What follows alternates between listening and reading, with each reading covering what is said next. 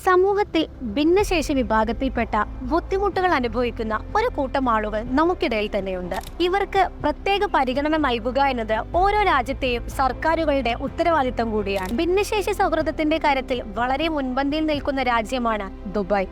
ഇപ്പോഴിതാ ഭിന്നശേഷിക്കാർക്കായി ദുബായ് വിമാനത്താവളത്തിൽ പ്രത്യേക ലോഞ്ച് തുറന്നിരിക്കുകയാണ് ദുബായ് ഭരണകൂടം. വിമാനത്താവളത്തിലെ ടെർമിനൽ 2-ലാണ് ഈ പ്രത്യേക ലോഞ്ച് തുറന്നിരിക്കുന്നത്.